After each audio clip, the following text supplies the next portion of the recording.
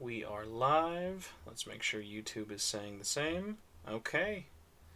We are live. Hello, everybody who is playing out there in the land of Hyrule. I am your host, Spencer Presley.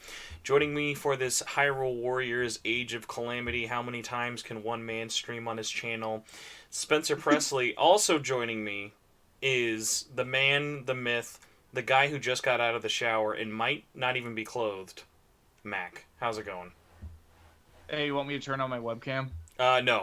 That'll Okay. you're still in the. We're actually recording this live in the Chamber of Resurrection. Also naked with me in the Chamber of Resurrection is Oziach. Oh, should I put my clothes back on? No, it feels better. We're like a couple of tight packed, very pale Vienna sausages. Perfect. So when you guys are done vomiting, yes, we are now. And I actually looked this up right before going live. We are the first. We are the first spoiler cast for Age of Calamity, which I'm kind of surprised about. Yeah, like when I was like, well, there've been podcasts talking about it, but no one has like full on just done the here's a spoiler cast, at least that I could find. So for starters, just because the game is still pretty fresh, like actually we are recording this 2 weeks after it came out, which is Like, to the day. yeah. Yeah. It's insane. Like, Has it only been 2 weeks? Dude, it came out 2 weeks ago. How crazy is that? It felt like longer, honestly. 2020, it's felt like longer. So, yeah, we're just going to go in with baseline impressions. In terms of, like, my channel, I'm still going to do a full review. I've gotten some good work into it, but I've been really dumb in deciding to do this stuff all day, on top of I'm also doing a Puyo Puyo Tetris review at the same time. But my plan is by at least Sunday, hopefully, to have a review up for this. But for the most part, this is going to be me wanting to talk to you guys, get your opinions, because I don't know, for either of you two, are you guys thinking of doing anything on your channels for Age of Calamity, or do you think just like keep to just playing it casually? I'm thinking about just playing it casually. There was a time where I was debating whether or not I wanted to do a good game for it, but I decided to do it for Yakuza 7 instead. Alright. That's fair, because for me, like, I would have. It's just right now I don't know if it really fits the specific brand of my channel, so I'm just letting myself enjoy it as is for now. It could involve you singing, I'm just saying. Please no. Please never again. Can you sing for us as the outro? Can you sing the main theme of Hyrule Warriors, which includes no lyrics? Yes, just a pure melody.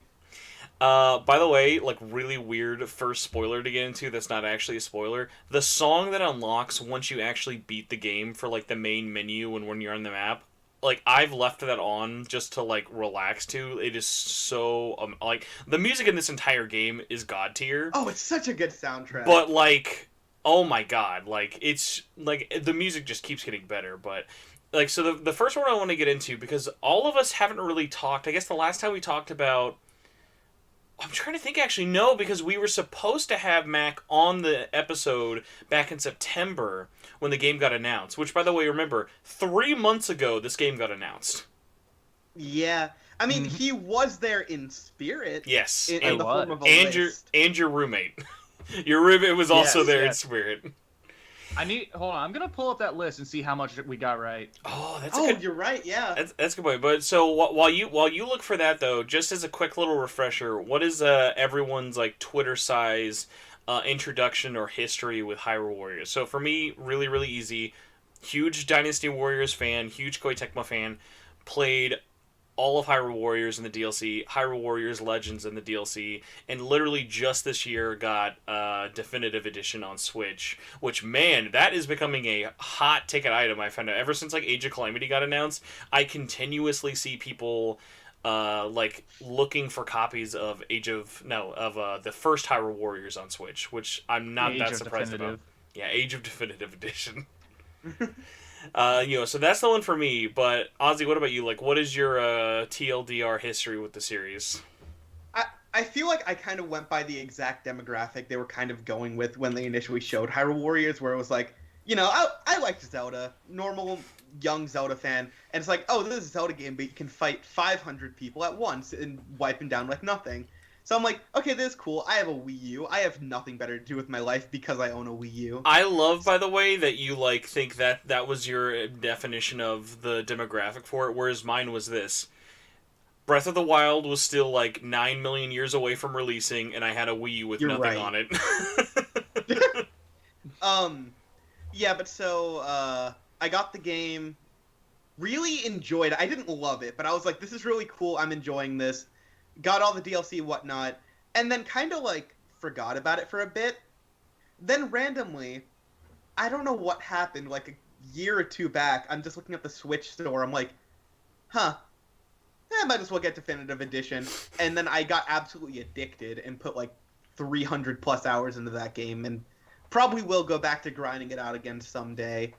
Oh, dude! After playing Age of Calamity, I quiver at the idea of going back to like original. I feel like Hyrule Warriors, OG Hyrule Warriors, even on Switch, would feel really slow. It would. My thing is, they are very different experiences. I'm not I'm not actively excited to go back to original Hyrule Warriors, but I do like the simple comfort of it in a way. I way prefer the new one, but I like it. Anyways, this new one got announced and I pissed my pants, and here we are. Speaking of peeing their pants, Mac, what liquids were in your pants when you were playing Hyrule Warriors for the first time? Sweat. Good choice. Yes. Essentially, like, my history with Hyrule Warriors is I remember when it got announced. It was announced. I was at school in high school. I was at lunch, senior year. All my friends were like, "Oh, look what they just announced!" Like, "Oh, that's cool." So we watched the teaser, and we was like, "Oh, that sounds pretty cool." And at the time, I didn't have too much history with the Warriors franchise. I played one of the Samurai Warriors games. I forget which one. But I was like, okay, this will be kind of cool. I'll be interested to see what they do with this. And then the game came out, and I got it, and it was my game of the year in a year that Bayonetta 2 came out. And even then, that's not to say that the original Hyrule Warriors was a better game. It's more just me just admitting how much time I put into the game. Mm-hmm. I put so much time into the game. I was just like, I can't not say this was my favorite. But it's loved it. I got all the DLC on it. I did all of the adventure maps. Well, most of them. I didn't complete them, but I definitely got a good ways into all of them. And then Hyrule Warriors Legends came out, and I was like, damn it, I really want to play with the Wind Waker stuff and the Linkle stuff. But I don't want to, like, start over on adventure mode. So it was like, well, I guess I'm just stuck. I guess I'm just going to have to skip out on that. And then Definitive Edition came out. I'll interject, though, really quick, at least say, I was there with you. I was really worried about replaying. But when I did replay it, even on 3DS at the time, because I was like, man, I would have killed for, like, cross-save. I will say, the features they added, at the very least, with interjecting Linkle's story on top of the fact that you actually could manage multiple characters instead of just the one, did at least make that process a whole lot easier. Yeah. But then Definitive Edition came out, and again, I was just like, oh my god, I want to play this stuff, but I don't want to start over. So it's just it's hurt. It's hurt these past few years. It's just like, dang it, I want to do this, but at the same time, I don't want to lose something.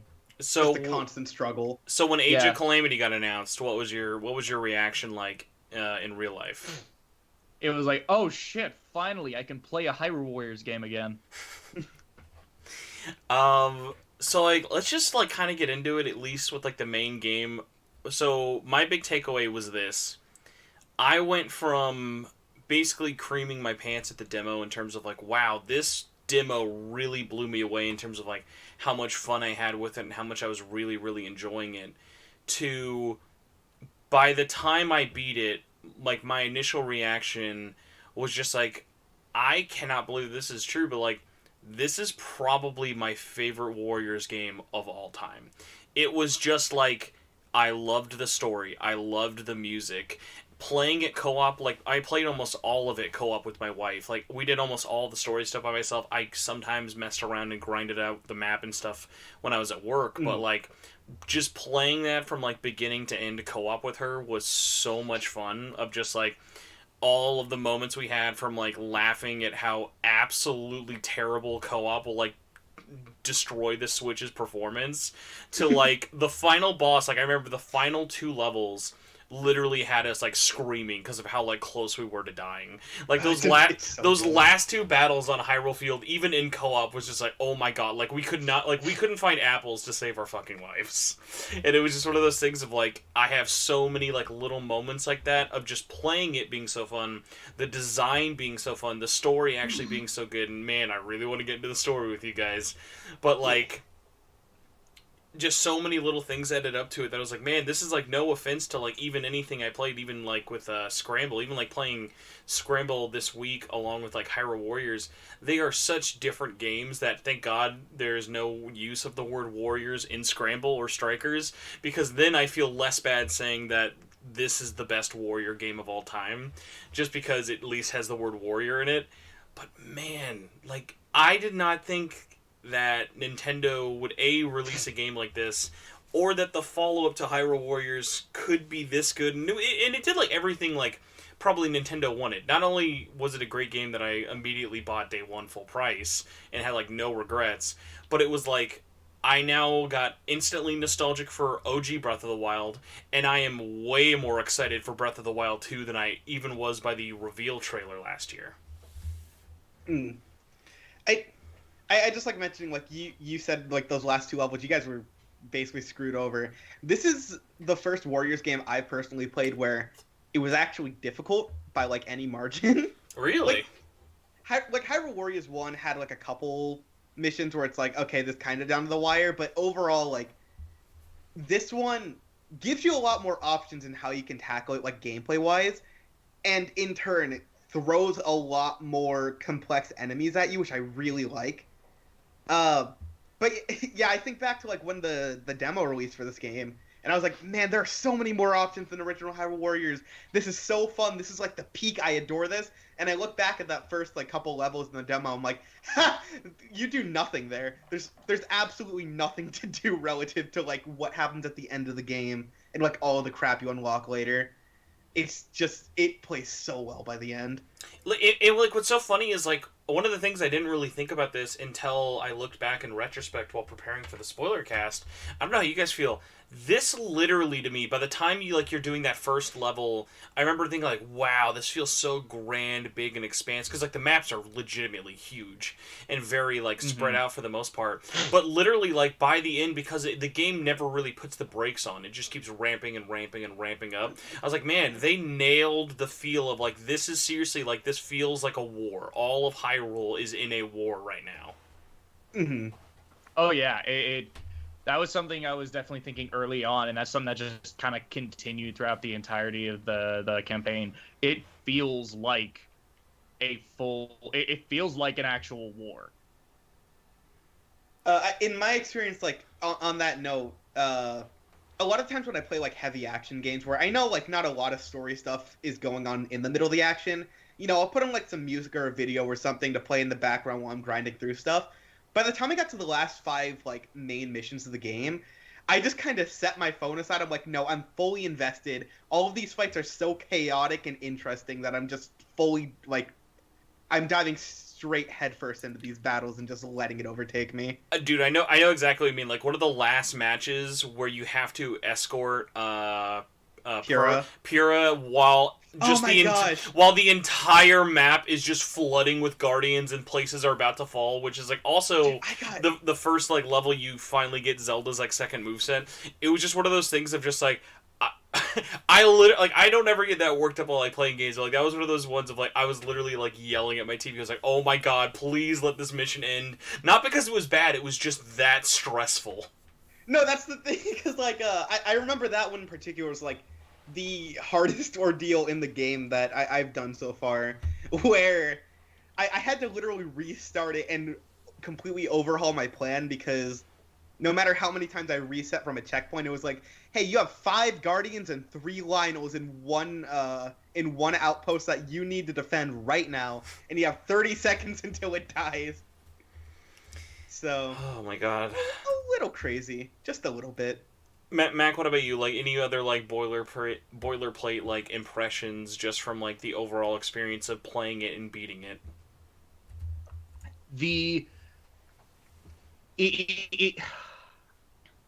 Honestly, a lot of what you guys said is essentially the same as I felt.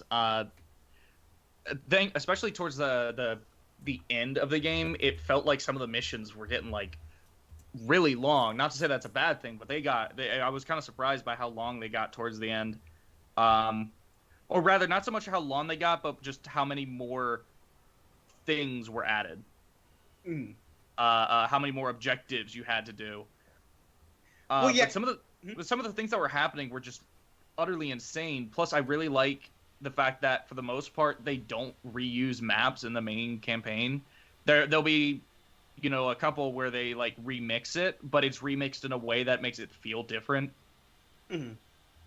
I really like that. I was really amazed. Yeah, you bring up a great point with how long some of the missions were. This game, literally in terms of mission variety, does such a great job of respecting your time as a player, and I really, really freaking appreciated that. And like the big thing about that is really just like, you're right, when you're doing those big story missions, they can take anywhere from like 20 to 35 minutes. And then at the exact same time, every one of those little side missions I can do as quickly as like 2 minutes or 5 minutes. So they're like perfect for just like, oh, I can play for a little bit, pick it up, play, put it down, go. And just like no matter how much time you're able to really like put into it, it always really felt like it paid off. Yeah. Another small thing that I kind of noticed with the missions is that it didn't need to be like this by any means, but I do like how every single mission in some form or another you could just consider canon. Like it in the context of the story could be a legitimate thing that happened, and there's like a proper explanation and description for it and everything, like opening and closing text. It's a small thing, but it makes you feel that much more invested into kind of the like inner mechanisms of the world and whatnot. Yeah, it's like, and I want to get more into the story thing actually next with you guys, but no, you're totally right. Just because, even though time travel is definitely a big factor, boy, just so many games in 2020 involving time travel when I think about it. Yeah. What are the other ones? It's a little like 13 game. It's like a game like nobody played. Oh, that's true. That's true. That's true. Yeah. I thought you meant like a bunch of them. So. Oh well, there's another big one that I can't really say because spoilers, but Yakuza 7. Yakuza 7, yeah, it takes place during actually Avengers. That's what it takes place during.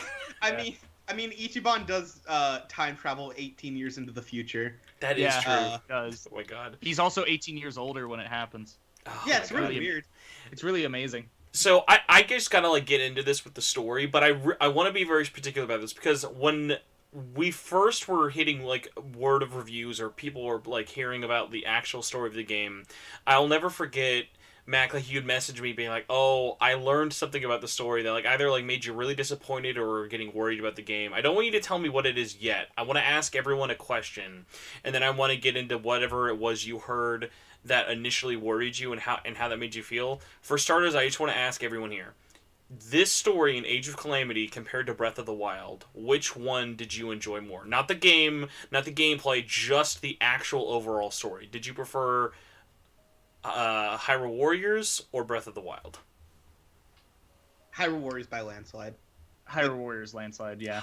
Hyrule Warriors to the point where if I hear people be like, no, I think Age of Calamity had a dumb story, I literally would like have to like shake them because like they did such a better job with this story, but like it wasn't even like to a detriment of Breath of the Wild. Like Breath of the Wild obviously has some story problems, but I love how this game diverged in such a like confident direction. Like honestly, this now, because of the crazy ass direction this game went into, now I'm looking at Breath of the Wild 2 like, what the hell are you going to do? Like, how are you going to follow up this? Because like this just had Because, like, I don't know about you guys, but for the most part, like, when Age of Calamity got announced, I think a lot of us just thought, okay, it's going to be the Rogue One of Breath of the Wild. We already know everyone's going to die, and it's going to be, like, a fun war movie, but it's going to be really sad at the end. But we ended this game with, like, so many get hype moments of positivity that it was like, holy fuck. Like, we kept thinking this was going to be, like, some down-and-out war movie. This game is literally Zelda Endgame. Yeah, no complaints about that. Like, I have complaints. oh? Oh, Yeah, but I still don't before you go into your complaints, do you remember what you were talking about that day when you said someone spoiled me on something and it got me like less excited? I've been really curious to find out what that was. Oh, it's the fact that it's an alternate timeline and this isn't actually what they were saying it was. So why would that disappoint you out of curiosity? Just because Zelda is already such a disaster in terms of timelines. Well, it's not the fact that it's an alternate timeline. It's the fact that I was wanting to see a Rogue One, a Torna, and that's what I was very much wanting to, because I love these kind of stories where you do go back and you see things just kind of go awry, knowing that ultimately things do turn around later on in something else. But I just really love that kind of thing, and the fact that it's actually a happy ending, I just don't like that. I was wanting to see one thing, and it subverted my expectations, but I'm not happy with what they subverted it with. The other thing I learned was a certain other aspect of the time travel, which I still think is dumb. I still think it's dumb. Which one? Like, at this point, it's like all gloves are off. You can get into what was the like standout dumb thing for you? Bringing the modern Guardians back to the past. Oh my dude! As soon as they did that, I was like, "This is like Game of the Year material." Like that moment, afterwards, I was like, you could have put me in a room all day and been like, because think about it, when we were like, who the hell is the roster going to be in this game? And then when they started getting into, like, Hetsu, the Great Fairies, and the Monk, I was like, okay, so we're just going to be a bunch of weirdos. Like, it's not going to, like, be anyone else that crazy.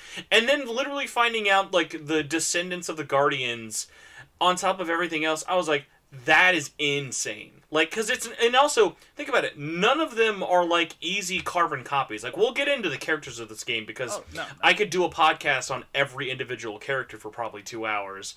But, like, oh my god. Like, now imagining, like, doing this game without the Descendants, I'm like, oh, I can't even imagine it. I will say, like, conceptually... Because I'm, like... I feel kind of like the sort of middle ground between your stances on this, where in concept, like... When I was like, oh, they're going to bring them back, like, I could see where it was going with this stuff. I was like, huh, this seems a little weird, but okay. Actually seeing how it was executed, I loved it. Like, I think, Spencer, I think you messaged me about it when it happened, but just the start of, like, whatever it is, like, Water and Lightning, or whatever it's called, like, like, just that scene of Urbosa fighting, Thunderblight, and how that all plays out, like with the cutscene, kind of just sold it on me. Where I'm like, you know what, I'm fine with this. This is completely rad. The game earned this triumphant moment. I think a lot of the execution is fairly well done, though I do find it hilarious that Hestu is the one character you have to get in the plot, in the main story, that they just sandbag and, like, they don't do anything with, and they just forget about him almost immediately, and I find that hilarious. He's in one cutscene. Yeah, like afterwards at the end where he's like, "Shaka shaka, I'm helping Jar Jar Binks." Exactly. It's like, it was really funny that Hestu just joins and then he's just gone, even though he's still, like, there somehow. I found that really funny. But the execution, it was definitely well done, and I like that they actually did stuff with the modern Guardians. I just don't care for a lot of the modern Guardians. The only one I actually really like is Riju.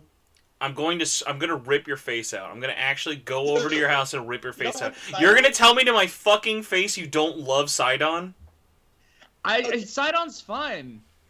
Benefit of the doubt, while I love the actual characters of the new Guardians, those are like my least favorite characters to play in this game. Really? Because I love playing as everyone, and I was like, okay, like thinking. Okay, I do love playing everyone, but if I were to pick like my bottom 4, it's just those 4. No, what you're gonna tell me riding around at like fucking Initial D with Patricia isn't like a 2020 Game of the Year moment? Yeah, Ryu's one of my favorites to play as. That's the thing. We can get more into like favorite and least favorite characters later. Riju is so fun in concept, but I kind of hate playing as her. Like, she's probably my least favorite. Oh my god. Because it's literally riding along with a dog on a leash, which is super clever and super cool, but sucks actually trying to get anything done with it. By the way, like, you guys, I got to experience this game through, like, a really, like, I was very lucky to play this with my wife, not only in the sense of, like, it's fun just to play a game with, like, whether it be your friend or, like, significant other. What I loved about this, though, she had no recollection of the story. So she has never seen or ever played Breath of the Wild. Like, that came out before the two of us even met. So she had no idea that this was even like a game meant to be like 100 years in the past. So she was just taking this story all at like face value, and it was like so funny for her, like seeing like her react to like all of the characters. So like then for her, when the people from the future came to it, she was like, "Who the hell are these people?" It's like imagine seeing Endgame for the first time, and all you've seen is like the first phase of Marvel movies. Yeah, that'd be. I'm just imagining that. That sounds really funny. Yeah, so, like, it was just, like, such a weird blast. And, like, I'll give it to you, like, not in terms of, like, they're bad or, like, anything. They are definitely more, like, kind of, interesting. Like, Sidon is, like, a way heavier Mifa. Anobu is probably the slowest and most complicated character to use out of everyone because of the way his food power works.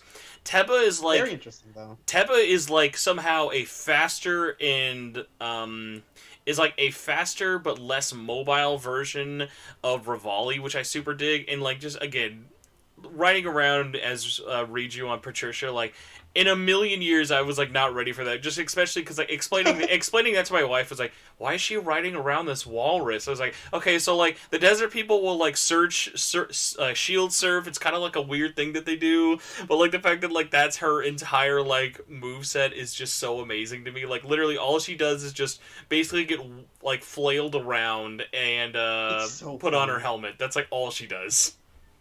Yeah. It's a great moveset. Compared to everyone else, it sucks to play for me. You're not playing as Riju, you're playing as Patricia. Exactly. Which Riju's there for the I ride. then appreciate the fact that literally the game even knows that, hence why all of your equipment you get is only for headpieces of Patricia. Exactly. So going back though into story stuff, was any of like the time travel things that you guys sort of might have not super duper loved, did it take away from your... Actually, I want to get into what you were saying earlier, Mac, of how you were not super happy about how the way ended. What was like the one thing you said? There was one thing you specifically wanted to see that the ending didn't really give you.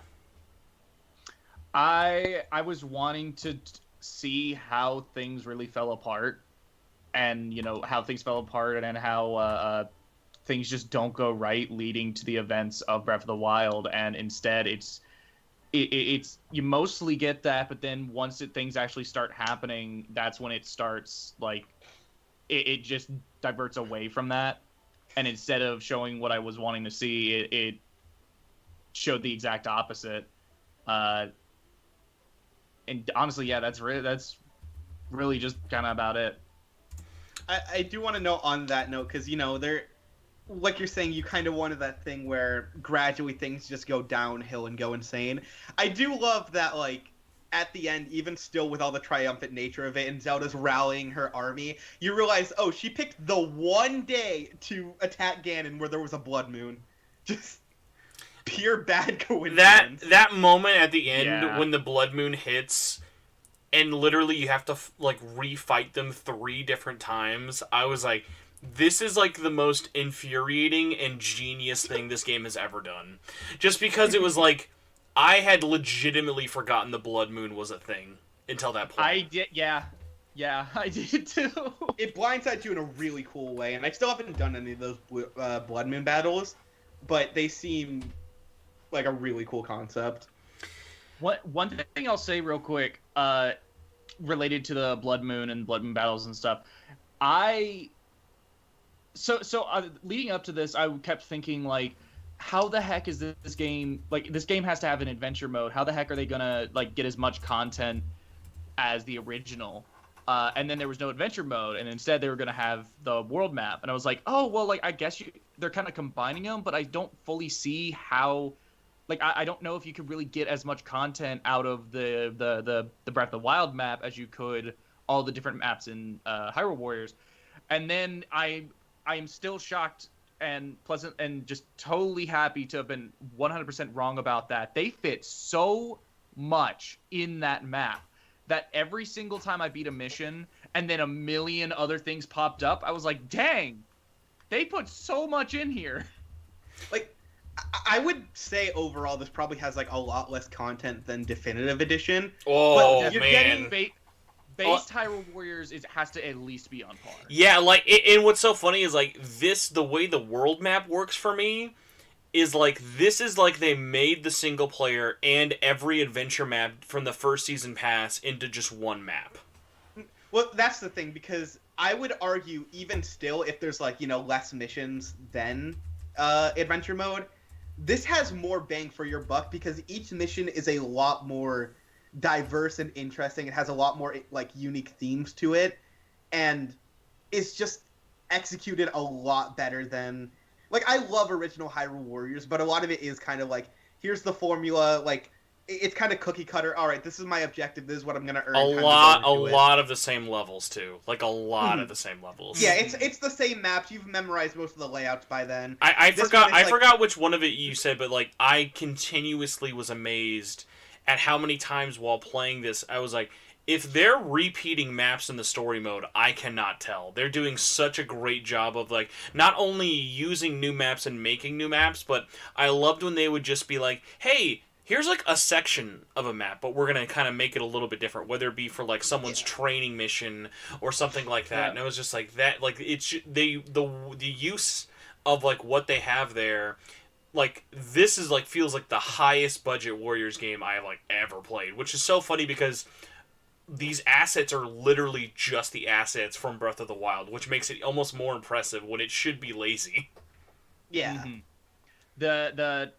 I think was the first time they actually reuse a map in the main story, in one of the main story missions. It's Kala Keep, I think it was.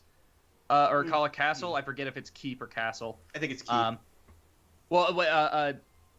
They reuse it, but they completely remix it where now it's just complete, like it's destroyed, and there is a lot of the same, like the actual keep itself is pretty much the same, but outside of it, just so much is messed up and destroyed, and it feels like you look at it and you're like, yeah, it's the same thing, but it feels different.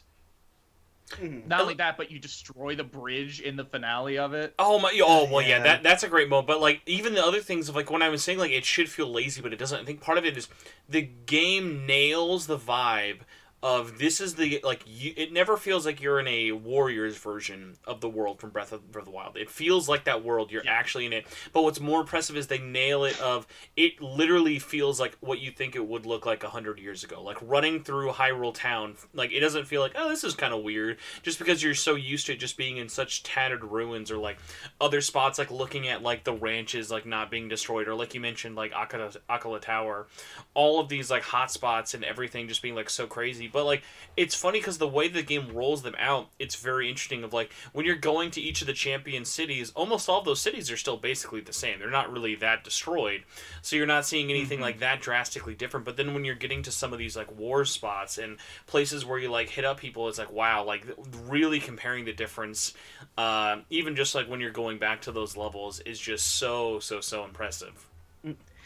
I would say, like, one thing I massively appreciate on that note is, like, going back to original Hyrule Warriors, it sort of threw me off going into the new game, but I gradually did get used to it and really appreciated it, where in original Hyrule Warriors, you know, like, big open spaces, sometimes the little corridors, and then here's an outpost, which is just a simple square, just lobbed somewhere in there, whether it's, like, a rickety, like, shack or a castle or whatever. Like, they were very, like, grid based in a way, if that makes any sense. Here it's like, yeah, there's an outpost over here, and you walk and it's like, oh, this is just a shopping district or like some just normal looking fort. It was a lot more designed around matching the world and feeling like an actual like outpost location instead of we need an outpost here, put a square fort. Yeah, it's funny because they nailed the feeling of exploring this world, but then think about how much challenging it would have been of making this work as a Dynasty Warriors like game, but on top of that, they also had to get rid of all of the climbing and all of the jumping and still make it feel like these worlds were crazy grand in scope. I love, so I think having it be like 1-to-1 with the original Breath of the Wild. I almost said Hyrule Warriors. Having it be 1-to-1 with Breath of the Wild. Obviously, it's not 100% 1-to-1, but it feels, they get it enough to a point where it feels like you're running around these same areas. I think it's a good thing, but it also works against it in certain instances, mainly when the areas are like 1-to-1 and those areas were designed with the movement and camera and control scheme and everything of the original Breath of the Wild, and then instead they are put into the speed and bulkiness of Hyrule Warriors. That it when you go into like Goron City, it gets tight in there. Even though it's not that big, it's awkward. It's awkward to move around in there. I think the worst cases for me were running around Goron City and running around the side paths of the Gerudo town. The main the main courtyard was fine, but when you get into those side areas, it gets kind of awkward camera-wise. So one thing I want to run by you, I want to talk about maybe future updates and stuff if we have time later. There's one thing I do want to sort of run by you guys, because I honestly, if they never updated this game again, which I highly doubt, I'm sure this game will get, at least in terms of like updates, maybe like small content like a weapon, or make like some of the characters that have already kind of like been data mined for like voice stuff unlockable. The one I want to like kind of run by you guys, if they were to do a really big one, I think this would be a really big win and could be kind of easy for them to make like a story update without it costing too much and make people like you, Mac, a lot more excited. What if they do a what if storyline where it's like an inverse map, and what it is a much shorter DLC campaign, and that's just because it is the original timeline, but you get to play through it as a super hard Age of Calamity. No. It is still you're playing through Age of Calamity, but there's no time travel. The mini Guardian never comes, and it is just going to be the hardest battles in the game. And it is just, hey, if you overcome it, don't worry, you still die at the end of the cutscene. Like, it's just like that. If that's how they handle like a Master Quest style map, I would be 100% fine with that. Because, like, think about it. They already have everything they need. They could still use all the Guardians. They could still use all the levels. They already have all the Calamity Beasts as bosses. So, like, they could do that. All they would need to do is just make a couple more cutscenes of us showing how they actually ended up dying. Yeah, I wouldn't... So the story subverting, that's not necessarily that's not necessarily a bad thing. It's just a disappointing thing. That would essentially fix all of my disappointments, and the only complaints it would really leave me with is the camera in certain instances and the performance. I actually want to get into this for you guys. So for the most part, I got used to the performance, but otherwise, yeah. So I gotta ask, just because I'm in a way more privileged opportunity, so this was a lot more jarring for me. Going from PS5, which has like 4K 60 graphics and no loading, to a Switch game barely running 720 at 30 was very jarring, but I was amazed the entire time, especially because, like I said, I played a lot of it co-op. It never took away from the fun. So, like, obviously it's there. Obviously, yes, that is a technical limitation that the game has, and it should be noted for it. I legitimately, like, it's something to bring up and maybe ask people if, like, that's a big deal for you. Check it out in the demo or whatever. But, like, I never held it against the game. I never, at the end of the day, was having a worse time because the frame rate was dipping. What about you guys? I think 2020 has been the year of a lag I don't care about. Like, like it's there. Like you'd kind of be blind to not notice it at least once or twice. But like you said, like in Age of Calamity, even when it's kind of abysmal in terms of, oh, you're running at 4 frames per second right now, but the flow of it somehow never really stops. You still get everything that's going on, and I don't know. It never actually bothered me. Mm-hmm. Like I was never really like, oh man, this bogs it down. I would have given it a 10 or whatever, but nah, I'm at 1 frame per second. No, I never had an issue with it. For me, there were times where it bothered me to a point where it's just like, yeah, this is annoying. This is like taking away somewhat, but for the most part, it didn't bother me. I think the main thing is just more the fact that like this feels, for a Nintendo game, it feels kind of ridiculous that it doesn't run, that it runs like this. It's just I expect better out of Nintendo, and yeah, this is Koei Tecmo. Really? Yeah, this is Koei Tecmo. I mean, I don't know, just because, like, think of how many Switch ports, not even Switch ports, think of how many Switch games that, like, even Nintendo has put out that, like, still had, like, frame stutters or long loading. Breath of the Wild, even, like... Breath of the Wild was definitely bad, but I think this still is, like... It's a different level. This is, like, a different level for mainly Nintendo. For other, like, third-party games, it's on par, and honestly, I think it runs better than a number of them. But for Nintendo specifically, I think this is probably one of the worst performing games they put out in a while. So, like, and just because this is also a spin-off of the Xenoblade Network podcast, I have to ask. So, like, would you say, like, do you think performance matters in a game like this more than, like, say, like, technical problems you might have on, like, Xenoblade Chronicles 2 with, like, really long loading and, like, really low resolution? I would say the resolution is a bigger problem in Xenoblade just because, oh my god, it gets down so low. Yeah. It gets down. Oh, it feels like 144p sometimes. But with this, it feels like the resolution's never really the issue. It's mainly just the frame rate. Resolution-wise, it never felt like that big of an issue.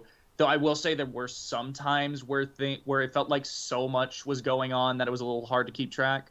But it was only for like split seconds where I was like, wait, what the heck is happening? Who was like the one character you guys like think of low frame rate when playing in this? Like mine, for me, it was always Hetsu, like, because you could just spawn as many of the oh my god, why am I forgetting their name? The Korok. The Korok people on there, and especially once you unlock the ability. I remember when I unlocked the ability that enhances him and lets him spawn more Korok people than his base form does. I'm like, dude, you could barely hold 15 frames with all of them before. What are you gonna do now? So like when you do his where it's just throwing all of them on screen, like literally I just have moments of just like, okay, like I feel like this game was designed knowing its limitations in mind, and not in the sense of like, oh, it worked around them. It was like, eh, man, fuck it, let's throw. Like, it was like, I think I was describing this like on David Cass' podcast. This feels to me like when you're getting bad frames or bad performance in like Deadly Premonitions. Like Suda, like a Suda game even sort of has those problems. But like when Swery is looking at Deadly Premonitions 2 running like hot garbage, he's not like, it's not fun anymore. He's like, look, it's a dumb guy on a skateboard. It's like, I was like, when I'm making the Switch melt and I have like Mifa doing her giant water bubbles and like Ganon's imploding around me and I just have a bunch of Korok people pissing all over the screen, the last thing I'm gonna think is, I wish it was a little more smooth. Yeah, no, it was the kind of thing where like the main issue with it is just more the fact that like the main issue with it is just the fact that it happens so often. It doesn't take away from anything. Oh, Cringelord in chat brings a great point. Do you remember when we were all playing the demo, and I think the community as a whole just immediately thought, whoa, Impa is so OP. Impa, no one could ruin the frame rate more than Impa. Impa looks like a Counter-Strike Go player compared to some of the end game characters you unlock. Like this game, just like it makes you want to think like whoever the last character you unlocked, if you think they are the most crazy, no, you gotta wait. You gotta wait till you have everyone. So it was like one of the weakest overall, I'd say. I don't know if there's like an instant like weakest link I'd have like because like everyone They're all I enjoyed They playing all- for so many different ways. I actually before we get into characters, one thing I do want to ask because Mac, I think we talked about this for like a little bit. For me, it wasn't a big deal. How did you guys feel about having a lot less weapon variety unless you're Link? I definitely miss that.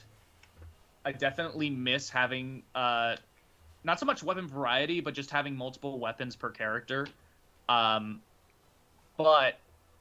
it's not a major issue. It really wasn't a major issue for me. I would have cared more if the movesets weren't alone like as complex as they are. Like these movesets basically stuff twice the amount of variety you would get from a single moveset in the original. And then you add on top of like King Rome, who essentially has style switching, and I never had an issue. Like each character has enough to them. Mac, if you could pay $5, and all this does is it makes it when you play as King Rome, when he changes from the woodsman to king, it's just him going trickster or royal guard. Would you pay it? Sword trick, sword gun, sword trick, royal guard. I'd be totally on board. Though it'd be wood king. Oh my god! Like honestly, And then every once in a while it'll be ghost. the like, oh my god! I'm actually surprised there wasn't it's really funny. Like this game goes a lot of really crazy places. Like wow, there are so many different weapon varieties. Like even for just like the same playing weapon of like they literally included every weapon from Breath of the Wild. Like the Madmen's literally included the mop, the hoe, the spoon. Like when we thought the spoon was a crazy weapon, I was like, oh man, like I forgot how much random like BS you could use in this game. Mm-hmm. Which, like, by the way, upon retrospect, what a weak-ass pre-order bonus. Just giving you the soup, like, one-handed weapon early. Yeah, that you're gonna drop like 10 seconds in. Which, it's actually funny because, like, the pre-order bonus you get, well, not pre-order bonus, the bonus data you get, like, how weird is this that Hyrule Warriors 2 gives you no bonus for playing Hyrule Warriors, but only for playing Breath of the Wild? Yeah, and you get a training sword. I will say this, it shows the game's priorities, I guess. True. I will say this though, the training sword is super duper OP and definitely was one that like I never got. I never through my entire like almost 40 hours of playing, I've still yet to get another training sword. So I never got rid of it. So I got rid of it because I thought, I thought in the moment like, oh, this is probably gonna be some like late game sword or whatever, some like silly weapon or whatever. I haven't gotten it back. So I gotta say this: how big are any of you guys into Amiibo? I have way more than I need, and I almost actually have all the Zelda ones. My like little thing I've heard like no one talking about this: don't sleep on the Amiibo, especially because of like it helped in Hyrule Warriors 1 for crafting a lot. I feel like with this one, more here. Yeah, way more. Just because this game, it's actually less confusing with the way it uses resources. I'm glad with how they have skills unlock and not be their own little thing you need to make and craft. It's way more useful. But like, yeah, just like scanning those amiibo each day just really help, especially because if you have character-specific ones, it's like, oh, I really want to get more staffs from Mifo, or I really want to get more bows for Rivali and stuff. I will say on that note, I like it a lot more in terms of actual like feeling like you're progressing more through the game, where it kind of locks behind where you are in the story and whatnot, what attacks you can get. Because in the original Hyrule Warriors, it was like, okay, I got a new character. Well, I might as well, get all of their moves. There's no reason why I wouldn't. Unless you're, like, for some reason really low on, like, Bokoblin horns, which you have, like, a billion of. In this one, it feels a lot more like they're gradually giving you more to progress these characters so you can get more used to them and just feel like you're actually improving over the course of the game and getting more stuff to do. Well, it's a way better. And also what's so crazy is, like, even after you beat the game, and I know how crazy the map gets, even for, like, I'm at, like, 50% unlocked. What's so crazy is, like, characters keep getting better. Like, characters keep growing. Characters keep getting more and more and more to the point of, like, this feels like somehow like the deepest characters the series has ever had. And I don't mean series like Hyrule Warriors, I mean any Omega Warriors. Force like Warriors game ever, just because like even something like that came out this year with Persona Scramble or Strikers. When I was playing that today, I forgot each character only ever gets 4 new moves that they can learn. Like they can get like leveled up in this thing called masters, and like it's always cool to get more. And like the character skill lists mixed with the actual combos are nice, and it never gets stale. But like once you've played with a character for about like an hour, you've unlocked all of their moveset. Whereas with this, you're still learning new stuff for people. Like, oh, I haven't played Rivali in a while or whatever. Oh, I got this new skill with him. Oh, dude, I really want to try that. Again, I have 45 plus hours into the game, and there are still characters that I feel like I could just sit down and try out and learn a ton more about them. Like characters I've had either recently or for a while, ranging from Riju, or even Teriko, which I just got, and just I don't know. There's just so much to do in the game, even beyond just the regular missions. On the dumb subject of Amiibo, I at least have to say this. I don't know if anyone has the feeling, and I know I'm the only really big Patricia simp here, but man, after playing this game, because I thought it was really cool that when they did the Champions Ballad DLC, that they included all the champions as Amiibo. Now that I've played Age of Calamity, I'm like, oh dude, where's my Sidon Amiibo? I want a Sidon Amiibo. I want a Patricia Amiibo so bad. I know they're never gonna do it just because. You want a Patricia Amiibo, not a Riju. You want a Patricia. Maybe I'll get Patricia's foot there, but really I just want the sand walrus. Her decapitated foot. I will say what they could do that would be very neat is, because I don't believe there's any Amiibo specific unlocks. Everything is just here's some materials. I thought that too. It is if it's a generic Zelda Amiibo or a regular Amiibo, it'll give you anything. If it is a Breath of the Wild Amiibo, then it will be character specific. Oh, okay. Because what I was hoping is if they had Amiibo for different champions or whatnot, or more stuff, it would give you maybe just one extra costume. Because when you beat the game, they do show that they have the ability to give. I was so glad you could finally transfer outfits back. I don't mind the blue, the blue scarf, but I had that weird moment where you play a good amount of the game before they are champions and they have the blue scarf. I didn't realize it as I was playing them. I was like, oh, this is their outfits before they're champions. It didn't hit me just because again it'd been so many years of seeing someone like Rivali, or I think the most apparent one for me at least is Urbosa, just because Urbosa's got the headpiece on.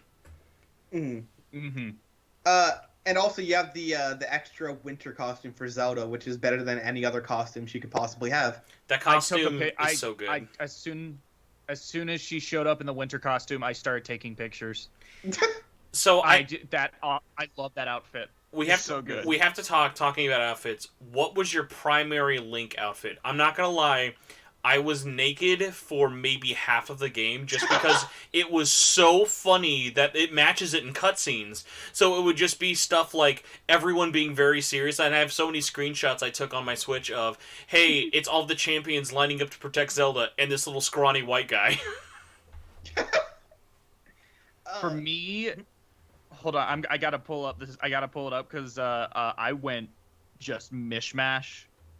I did the Bokoblin mask, the Desert Vos Falder, and the Flamebreaker boots, and he just looks ridiculous. And anytime it was in a story cutscene, anytime it was a main story, I would go put him back in the champion's tunic because I wanted things to look quote unquote canon. But then, anytime I was doing side stuff with Link, I immediately went and threw him in that. Also, just thank God for Link having so many dumb outfit options to keep unlocking, and oh my God, I remember I was actually a little sad at first when it announced what the God, Mac, that is a look.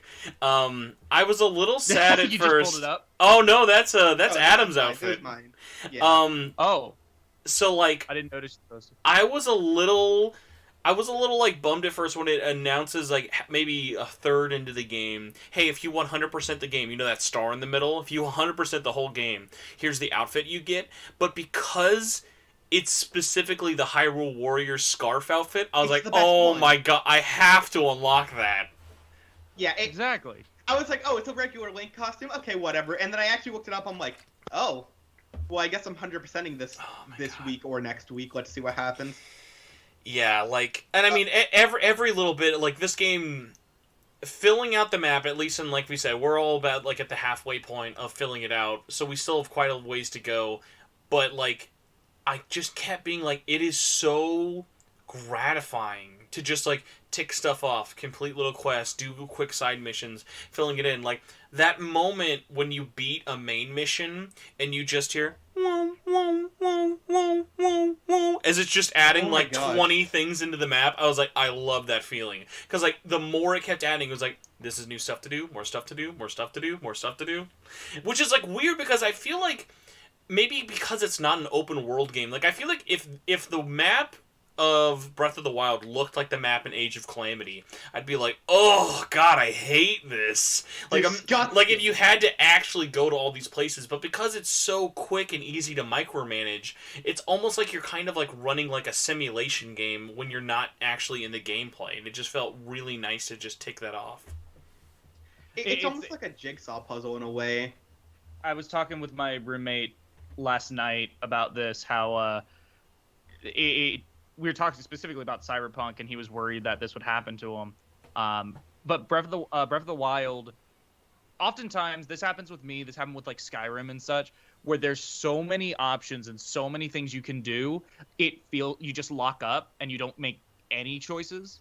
You don't do anything because it's just like I don't know what to do. I'm just gonna not engage.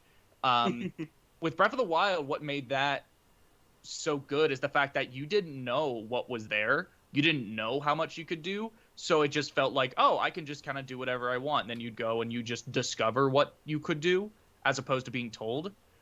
This game, funnily enough, kind of does the opposite, where it just tells you what you can do and you can only do what it tells you to do. But the fact that it is so fast and it is so easy to do a lot of these things and it doesn't require you to run all over the place makes it so much more manageable. And like, at no point did I ever feel like, oh, I don't know what to do or anything. So, just because I cannot believe we've almost already been talking for an hour, I feel like it's been like 10 minutes. I want to like do a rundown of characters. So I'm going to talk about every character except Baby Guardian and Calamity Ganon, just because not all of us have gotten a lot of time to really put in with them. But with like the main cast of characters you unlock, I'm going to go through and we're going to go, each one of us can say one word of either how we feel about them, whether it be playing or whatever, and when we're done, I want, like, going through everyone from Link to King Rome, I want you guys to pick one who you really want to talk about, whether it be because you really liked him or really, really hated him. Okay? So we're going to go me, Mac, and then Ozzy, okay? Okay. So Link, options. Oh my god, options. That's the only word I can say for Link. For me, it would be Spear, because the two-handed I didn't care too much for. The sword and shield I liked, but it was just kind of like a basic Warriors type moveset. So it wasn't bad, but it wasn't anything like super memorable. The spear, oh my god, the spear is what I was always using. Oh no, I just want to say, because I know exactly where you are, like percentage-wise in the map. You start getting stuff with the two-handed sword that gets insane. Like the two-handed sword becomes like the most OP OP thing in his moveset. Oh, the two-handed sword is definitely OP.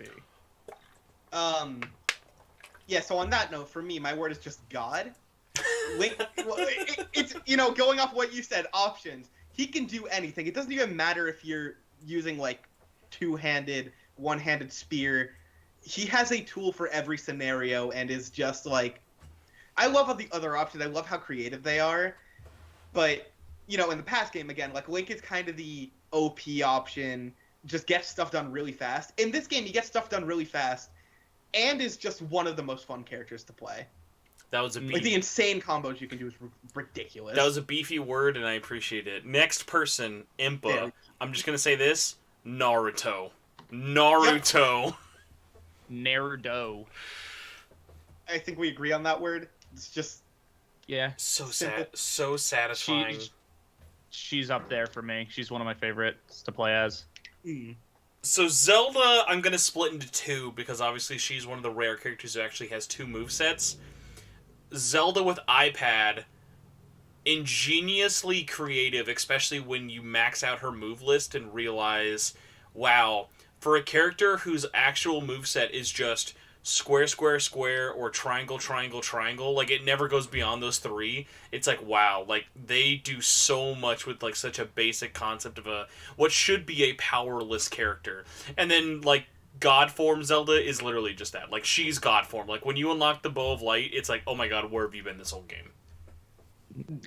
Yeah, I'd say for Sheikah Slate, creative, but it just didn't do too much for me. Man, someone's ripping a massive fart. It's it's the Sheikah defense light coming for you. Hell yeah. It just didn't do too much for me. I think it was just the fact that it was kind of repetitive, even though I do like a lot of it, where it is a lot of like placing down runes and that kind of thing. I like that idea. It just didn't really gel with me super well. I would say for Sheikah Slate, I'm technically cheating because this technically isn't one word, but sure it is. RTS. It's close enough. You can take the periods out. It's one word then. Well, because the moment, I don't know if this makes any sense. The moment I realized that you could like use her like actual like rune abilities and just cancel out of them, let them do their thing as you continue to combo. It's just there's a lot you can manage with her moveset as you're doing it, and it was extremely fun. The fact that Zelda with the Sheikah Slate's bomb ability isn't her super is hilarious. Yeah. Mm-hmm. It's just the thing she does. Oh my god. As for God form, just what you said.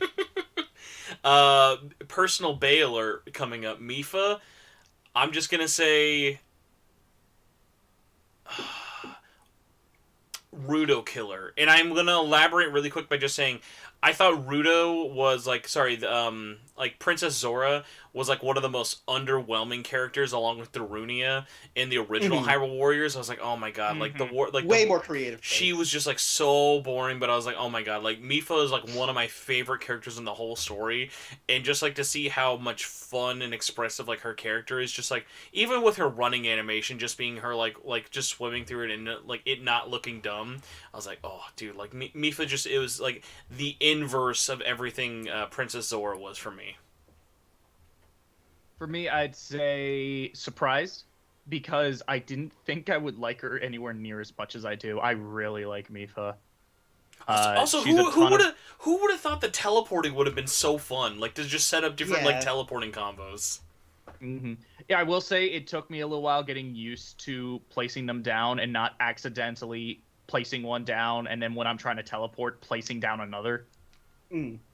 That took me quite a while to get used to, and even now I'm still not like perfect with it. For me, my word is just splash. Kind of going on with what you guys said, like, you know, playing Princess Rudo in original Hyrule Warriors, she's fine, just kind of mediocre. Like, it's cool for what it is. Here, super creative, super fun. Spamming R2 over and over and over to just keep jumping in and out of my water fountain is super addicting. I wasn't sure how I felt about it at first, but I really like how she plays.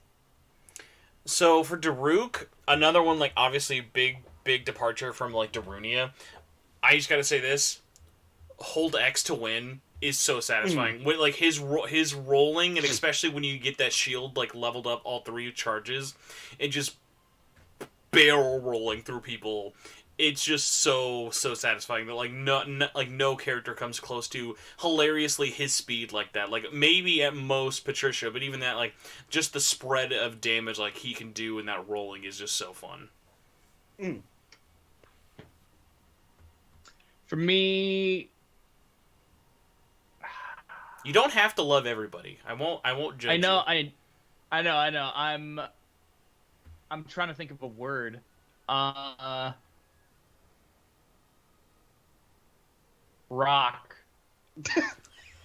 Rock. Honestly, it's just like I liked him fine. He's just he's a rock. He's just not one of my go-tos or anything. He's not one of my favorites. But I will agree, holding X to kill was great. My word's just gonna be tank. I didn't expect a very tanky character in a Warriors game like this to be as fun as they were, especially since I don't know, Goron characters in the past with not Darmani, whatever his name is. Darunia. I don't know, old Hyrule Warriors, Darunia, kind of boring.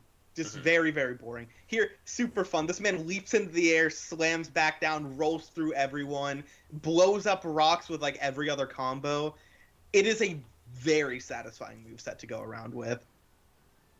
Rivali, another one I'm going to cheat with, but like when it comes down to it, the word that comes to mind with me, crowd control. Not the best character, crowd control, next level with Rivali. Yes. Crowd control.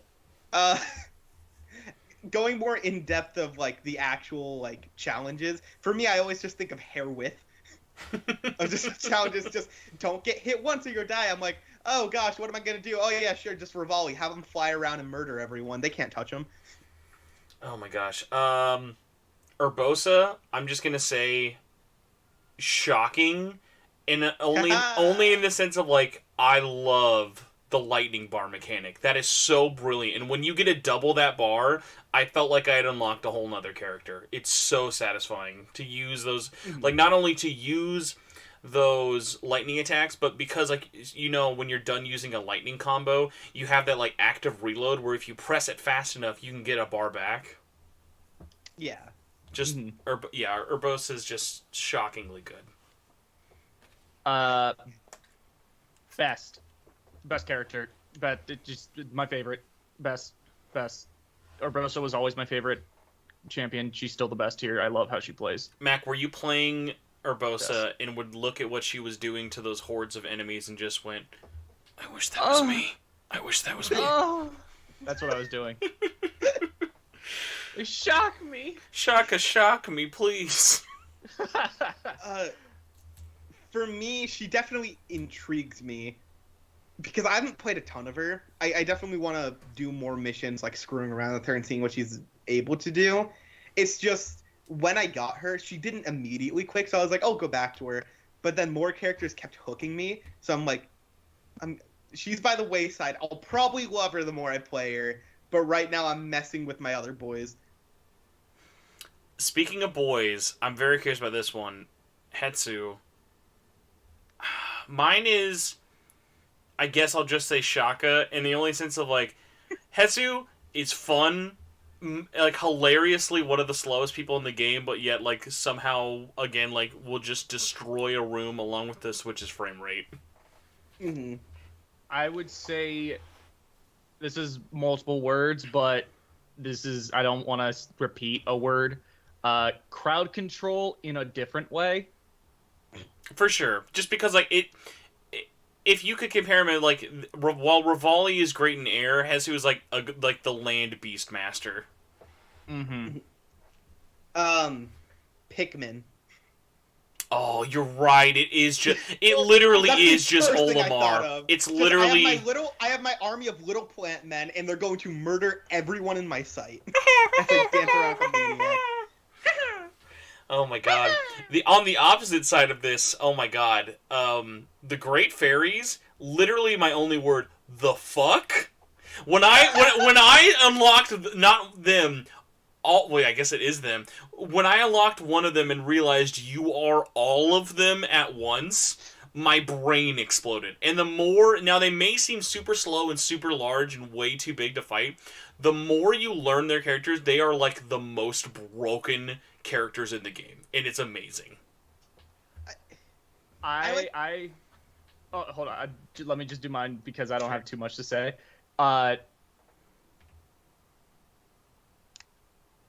Crowd control in a different way.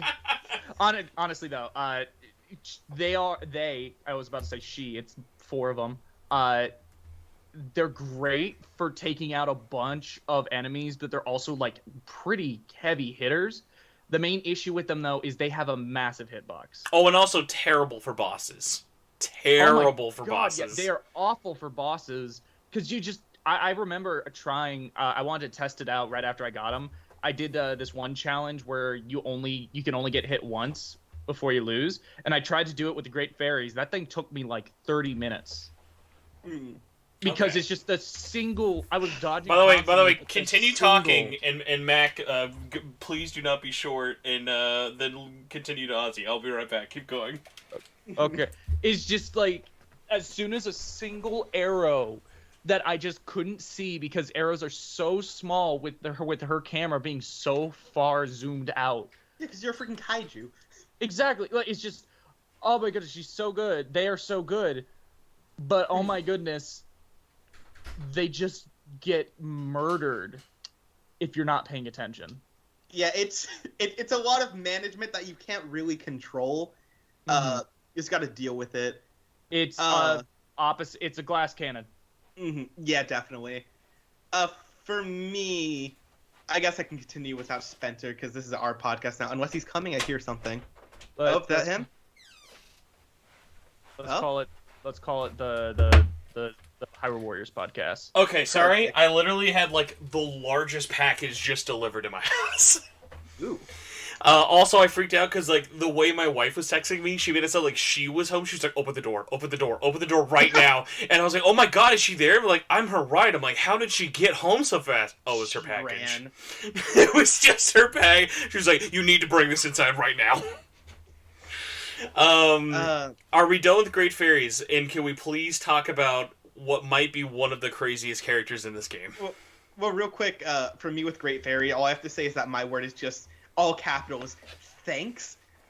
For some reason. Thanks? Like question mark? No. Exclamation mark.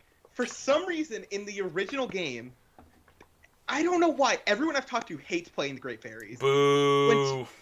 When to me, that is like one of the most fun and creative movesets I've ever seen for a game. Of just, here's the Great Fairy. She's trying to murder Link. Have fun. Go at it. Also, their special is literally just a giant bukkake. Like, it's a reverse bukkake. Oh, yeah. It's something to behold, but I don't know. I wasn't expecting them to be playable, but the second I saw that they were, I just had this like immediate heart attack of like, they did it, they brought him back, thank you. And they somehow found a way to make like not only them more crazy than the original Great Fairy from the first Hyrule Warriors, like it's somehow more crazy and somehow also more sexual. Oh yeah. Speaking of definitely not sexual, but wow, what a weird-ass character. Who would have thought that one of the shrine monks would have been playable? You're right, that is pretty sexual. Yeah, no, that was a surprise. But it was one that I really liked. Especially because it's the boss fight from the Champions DLC. Which, like, man... all I'll say is this. Shrine. Dropping that shrine for the first time, I went, the fuck? And not only because of how ridiculous it is, it just stays there for way too long. And just actually takes some space. Oh my gosh.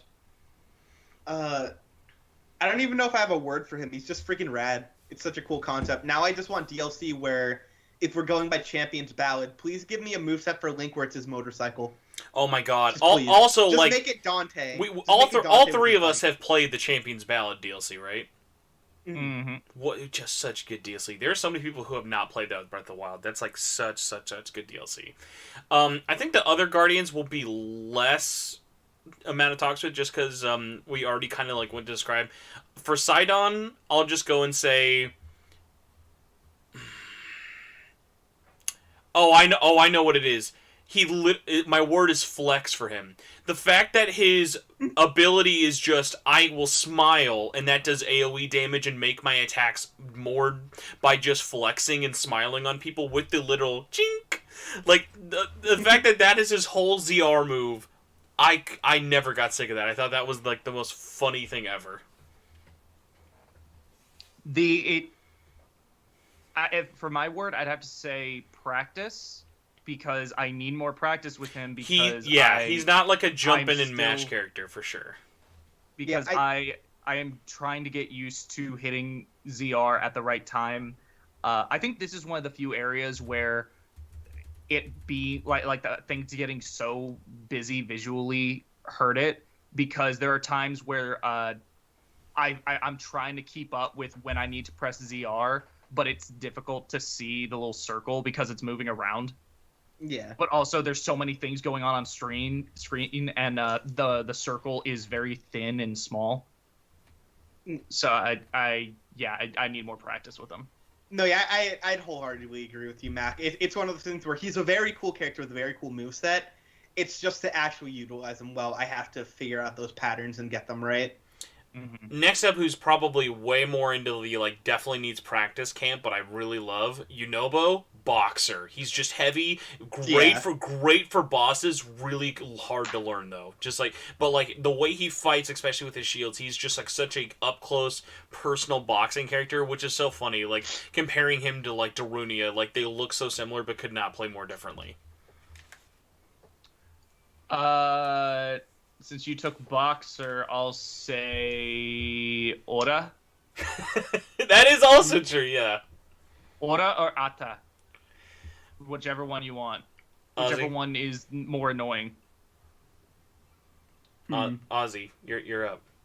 Yunobo me. Fireball. Oh my god. I don't know why, that's like the one move that sticks with me for him, where like whatever combo I'm doing, I always just default to chucking giant flaming rocks everywhere. Oh, I love when you punch them and they just become like giant, like cylinder like punches. Okay, I really got to start wrapping this up and hurrying, but we're almost done. Teba, better Rivali. Come at me. Need more time with him. Okay, yeah, I get that. Charge shot. Oh, the charge shot is so good. Oh my god. Riju, I mean, this is easy. I'm gonna steal it for all you guys. I'm sorry. Patricia. That's what other word do you say after playing as Riju? Patricia all day, every day. Patricia. This is one word because I'm using hyphens. Dog on a leash. Master Koga. I think it's criminal how long it takes for you to unlock him. But oh my god, Master Koga, the big one I'm just going to say, masochism.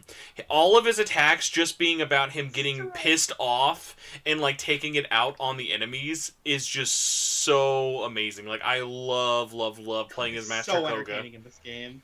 His animations are insane. He's like, actually, a good comparison, Master Koga is like Hetsu, but with like way faster speed. Because like he summons like all of those minions like crazy. For me, I'd say other best character, but more because I just love him as a character. I love him. He's so much fun. He's a great villain. Age of Calamity, I feel like, made him both. He's silly and goofy, but at the same time, he was still intimidating and like scary, and like he felt like a villain. They perfectly balanced how they were able to make him a funny character that you couldn't take too seriously, but still enabled you to take him seriously and be like, oh crap, it's him. I would even say by the end he's kind of like sympathetic. Oh yeah, really like because like yeah. I had such like a journey with like the whole Yiga clan thing of like, dude, I want like, and I'm not even kidding, I want an OVA that is like the Suga like behind the scenes, like how did like Suga become so ride or die for Master Koga? Suga Suga is bad. I really, really wish Suga was playable Soon, and dude. it seems like he will feel it in like when you're Yeah. fighting him, you can feel it in your balls. You know you're gonna play as him. Yeah. There's I think there are a couple of characters where it's just straight up like they're playable. Yeah, it's basically every character who has like a portrait in the gallery who isn't actually playable is going to be, I believe. Based off Robbie, that data dude, mine, I want to believe see so. Robbie so bad. Please. Also, I'd be curious to- real I'd be talk. curious to see how Rob plays because I can't even really think how he would begin to play. Well, Alchemist. This is my Bro. thing. This is my weird theory. I think Robbie and Pura will be a 2-in-1 character where you play them both at the same time. My other one though is that I'm thinking of. I don't think it's actually been data mined yet. I really hope that at some point they update so we can play Astor. I think Astor had some cool ideas for how he worked with Harbinger Ganon, but we never really got to see it too much. But I mean, Calamity Ganon is in this game and is just a wrecking ball. So like, if I had to if you're making this game and you're like, okay, you get one villain. Do you want the like emo guy in a hood, or do you want like badass Calamity like Fire Chainsaw Man Ganon? Can I just say I absolutely love Calamity Ganon's design? Like, oh my It's god, so good. Also, I might have to explode out of this call in like 60 seconds. I have to do the same as well. Before you leave, give me your TLDR on King Rome and tell people where they can find you. King Wood, very good character, like my favorite. I Wood! love him. He's so fun. King Wood. Anyways, you can find me on youtube.com/Oziach or Revive Oziach on Twitter. Follow me, subscribe, whatever. Watch my 13 Sentinels video, play 13 Sentinels. Okay, bye, friends. bye. He was actually going to say Terrico is the worst character in the game, and because he's a monster and hates children, he hated Baby Guardian. That's what he was going to say. So King Rome, lay it on me. King Rome, again, need more time with them. It's one of those things that, like, by the time you were unlocking, like, Master Koga and King Rome at the end, it's like, oh my god, like, thank you for giving me more characters in this game, but it was so close to the end that it was just one of those things that was like, oh my god, everyone is so unique and different in this game. It's like, I just want more time with everybody. And, like, obviously, there are so many extra, like, hundreds of side missions that, like, no big deal. But it's like, man, like, they just knocked it out of the park with the roster in this game. Like, it's so good. Have we gone through all the characters? We've gone through everyone besides Calamity Ganon and Baby Guardian, just because I'm way too early to even give a comment on them. I haven't even unlocked Ganon, so yeah, I can't really say anything. And Baby Guardian, basically same. I was like, I just got him. Before we go, I want to just go through that checklist, that prediction list that I sent, and see how much I got right. Lay it on me. Okay. Point 1, we're hyped as fuck. That came true. 2, seeing as Hyrule Warriors 1 incorporated traditional Zelda well into the gameplay, and Aonuma was impressed by this, we think Age of Calamity will incorporate more Breath of the Wild mechanics, such as the glider, the slow time when dodging last second, and cooking. That all was true. The maps seem to be ripped right from Breath of the Wild, so I guess it will look the same, but everything will be rebuilt to allow for the maps to work better for the Warriors formula. That was true. We don't think it'll be open world. That was true. Though we did say they'd be more vertical, which that was not true. For the most part, there were a couple of maps that were vertical, but even then they weren't like hyper mega vertical. The game will be way more story focused than Breath of the Wild. That was so easy. That was boom, right on the mark.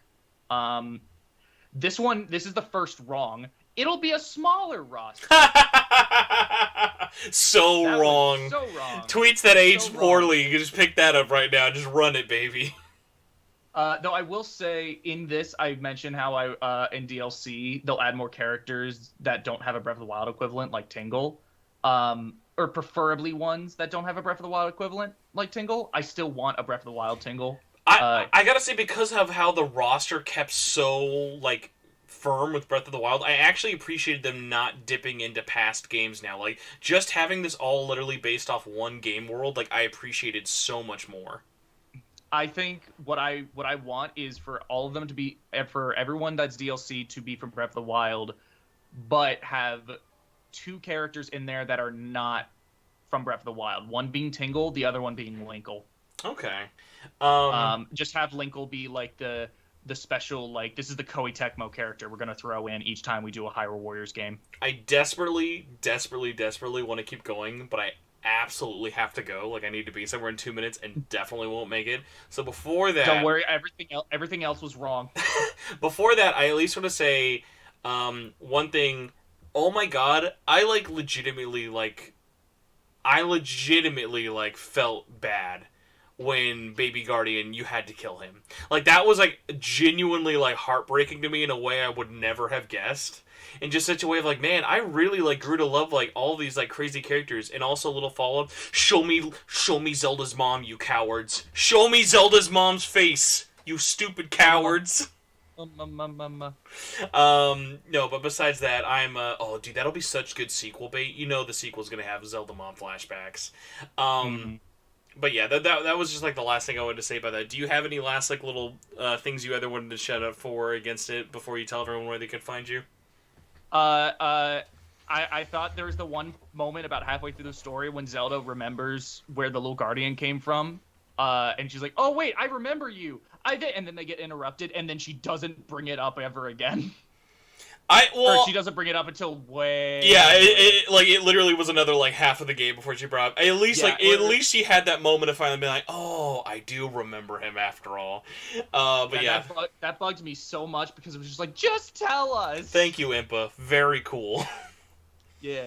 But otherwise, yeah, you can find me over on YouTube at Macca. I also stream on Twitch on Mondays, and I'm trying to do it randomly throughout the week as well at JBO Macca. And you can also find me at JBO Macca on Twitter as well.